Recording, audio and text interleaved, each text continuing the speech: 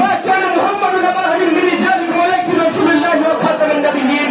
অর্থাৎ আল্লাহ তাআলা এই আয়াতে অনুবাদে বলেছেন হযরত মুহাম্মদ সাল্লাল্লাহু আলাইহি ওয়াসাল্লাম তোমাদের মানুষদের মধ্য থেকে প্রেরিত কোনো নেতা নয়, তোমাদের মানুষদের মধ্য থেকে প্রেরিত কোনো রাসূল নয়, তিনি আমার প্রেরিত, আমার শিক্ষিত, আমার শিক্ষা শিক্ষিত নবী ও রাসূল। হযরত মুহাম্মদ সাল্লাল্লাহু আলাইহি ওয়াসাল্লাম ছিলেন খাতামুন নবিয়্যিন, অর্থাৎ সর্বশেষ এবং সর্বশ্রেষ্ঠ নবী।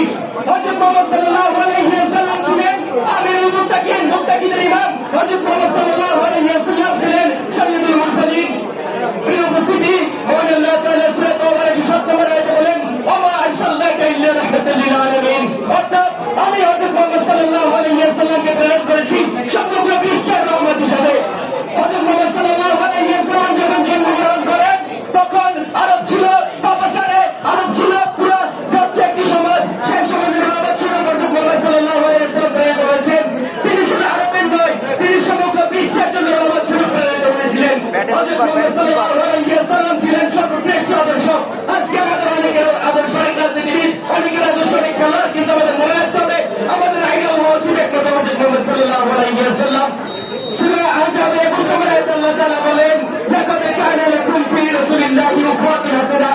অর্থাৎ হযরত মুহাম্মদ সাল্লাল্লাহু আলাইহি ওয়াসাল্লামের আদর্শ তোমাদের জন্য নিশ্চয়ই সর্বোত্তম আদর্শ।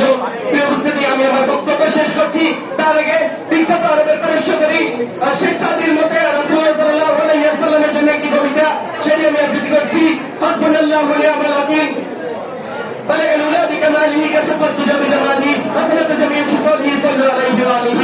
এই বলে আমি আমার বক্তব্য শেষ করছি। তবে একটি অপ্রাসঙ্গিক একটু রয়েছে আপনাদের কাছে।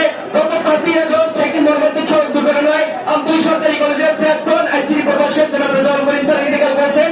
সকলে স্যারের জন্য দোয়া করবেন, স্যারের ফ্যামিলির জন্য দোয়া করবেন যাতে আল্লাহ তাআলা স্যারকে জান্নাতুল ফেরদাউসের বাসিন্দা করে। আমিন। ওয়া আখিরু আলহামদুলিল্লাহি রাব্বিল আলামিন। আসসালামু আলাইকুম ওয়া রাহমাতুল্লাহি ওয়া বারাকাতুহু।